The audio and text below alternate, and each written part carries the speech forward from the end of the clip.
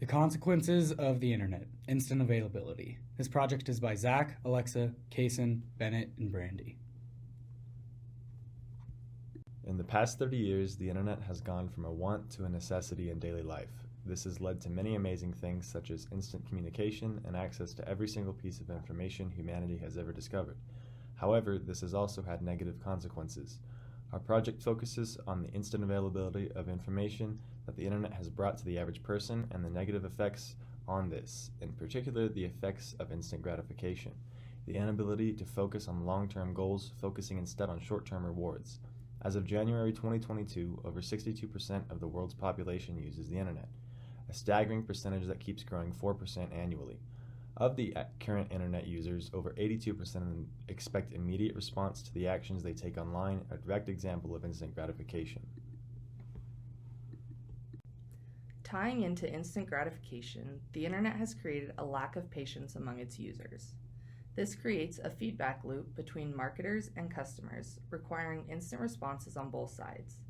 According to a study done by MIT, viewers start closing out if there's even a 2-second delay. Every 1 second delay after that results in a 5.8% increase in the number of people who give up. Think about that. In today's day and age, even a 2-second delay is too much for consumers. The average person doesn't even blink in a 2-second period. This never-ending need for instant responses has led to an increase in customer anxiety. Companies have learned that artificially creating set time limits for things such as discounts on websites will increase the likelihood of impulse purchases, as customers will think less about the pre-purchase phase. Think about how sometimes when you enter a website, there's a clock on the top that says, "Purchase within 10 minutes to receive a 5% discount." There is no reason for this to be used besides to push customers into the purchase phase.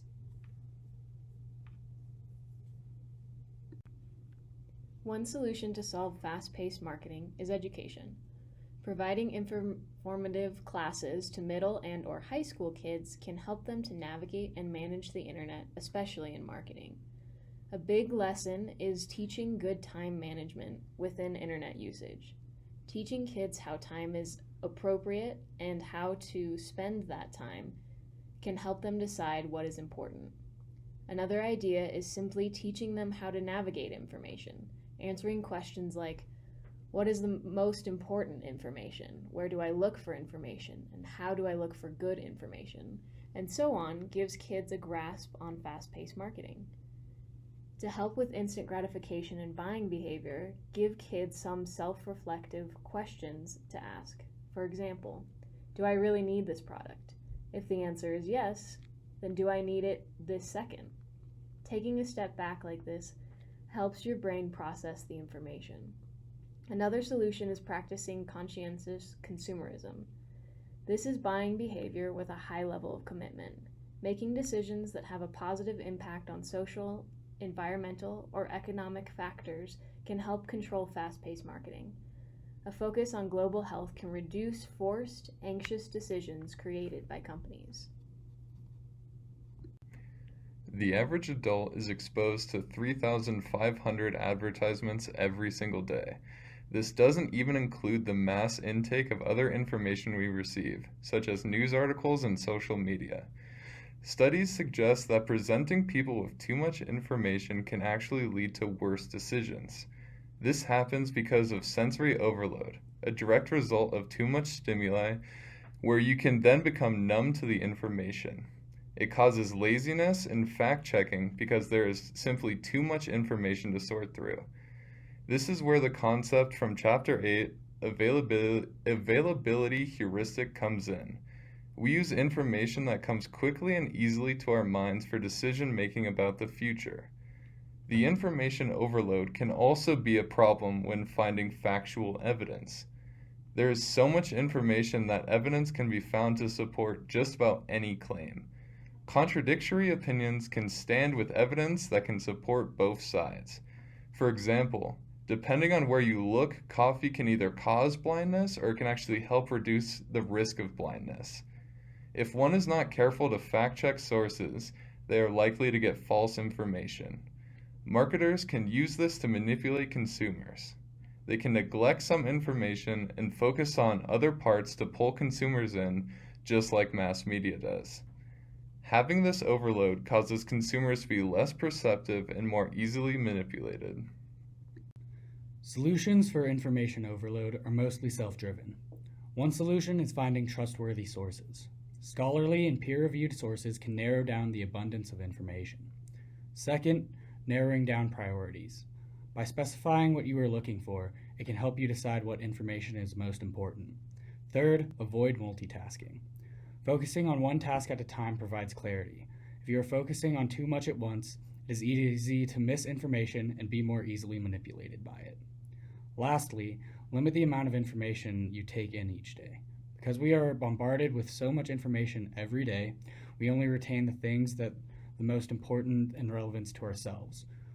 Avoid trying to retain more information than your sensory threshold can handle.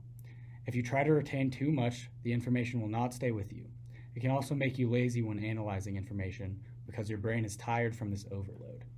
By limiting the amount of time you spend online or the amount of information being put inside your head, you're more able to focus on the information you do receive, and you'll have an easier time retaining it successfully.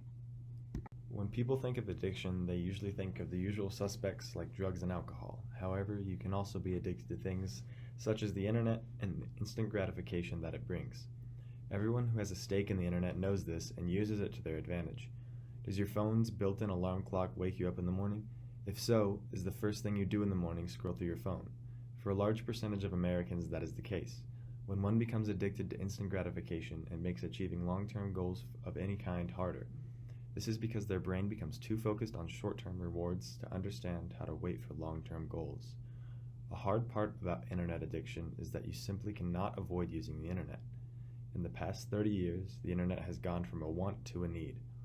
While it may not be needed for your physical survival, it is needed to be even somewhat successful in today's day and age.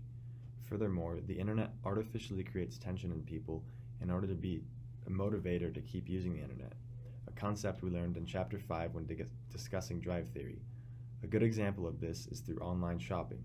The need to satisfy a drive, in this case the unpleasant feelings that someone may have from their online purchasing addiction, can be solved through very simple means via buying something online. It is an instant way to satisfy a need.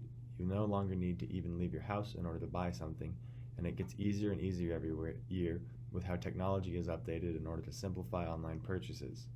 Our drives for uncomfortable feelings that have been created through consumerism have ultimately led to more addiction through means of instant gratification. What I realize is that the ability to delay gratification while focusing on a long-term goal brings back around success, like a boomerang. Now, this may sound trivial, but this is actually a very serious issue. We as a society are losing the ability to delay gratification. We're losing it because we are constantly stimulated and have the, oh, I'm sorry, I thought I put this on, oh, someone liked my tweet. Sorry, where was I? Stimulation. We're overly stimulated and have the ability to receive immediate gratification now more than any other time in human history. In fact, I didn't realize how much this affects our lives until I started doing some research. We can swipe right, ask Google, copy and paste, take a pill, get Amazon Prime, all of which are very efficient, and efficiency does have a purpose, right? But taking these shortcuts repeatedly over a period of time has some serious implications. The U.S. Department of Commerce, Bureau of Economic Analysis, cites that 57% of Americans only have $1,000 or less in their savings accounts, while 39% have no saving whatsoever. Yale Scientific Magazine discovered that our demand for instant cures, even for minor illnesses, is creating a resistance to antibiotics, which in the years to come could make even routine infections untreatable.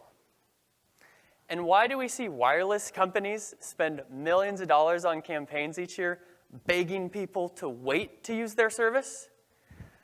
Well, TextingandDrivingSafety.com reports 1.6 million cell phone-related car crashes each year, including 11 teenage deaths every single day.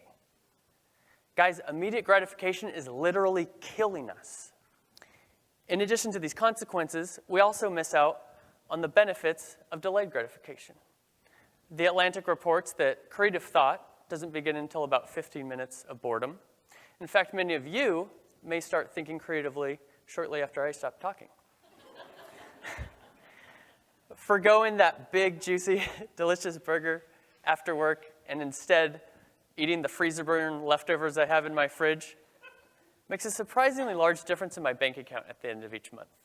And simply going to bed early rather than watching SportsCenter again for the second and third times in a row, if I'm being completely honest, helps set me up for success, give me margin to plan and start the next day. One way addiction can be explained is through classical conditioning. The conditioned stimuli can cause a habit. As previously talked about, many people use a phone alarm to wake them up in the morning. If the first thing you touch in the morning is your phone, it may cause you to browse on social media or check email. Over time, the conditioned stimulus, the sound of the alarm, prompts web surfing on your phone every day. This habit, this addiction, is hard to break. To help break online addictions, a new, healthy habit can distract from the old one. This habit can be anything as long as it's offline. It could be exercise, woodworking, writing, or something of interest to you. Focusing on a high involvement hierarchy can help implement this new habit. High involvement means thinking first, then feeling, and finally doing. Thinking first can help you decide how you feel. This will result in decisions based on logic first and then affect the values. By using this method, a habit can be broken and conditioned stimulus can be changed. Another way to break addiction is to practice delayed gratification. Our culture is ingrained with instant gratification. It is hard to get away from. Looking at future goals rather than immediate pleasures, addiction is based on a need to relieve tensions quickly and regain homeostasis. With drive theory, we can see that the desired end goal is positive. Changing the drive itself from an urgent desired state to a more long-term goal can break that addiction. The urgency of the drive will be extended from immediate to prolonged. If intentional, one can break the cycle of addiction by changing this drive and end desired state. While there are many downsides to instant availability, and conversely, instant gratification, there are also many upsides. The instant access of information allows things such as education to be more accessible to all. Moreover, an individual can research absolutely anything they want instantly.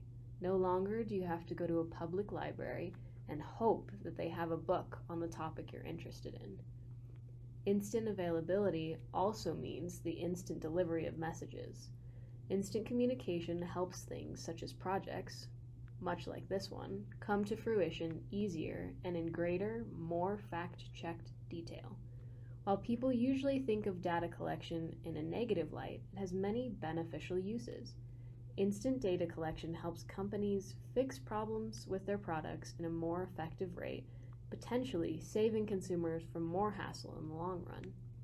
It also helps consumers decide what products to use as they can view the collective reviews in a public place such as Amazon. The internet is a tool of limitless potential, but that brings both positives and negatives. When it comes down to it, controlling information overload and instant gratification falls on the individual. As covered in the slides, internet addiction is a real problem that affects more people than we know about.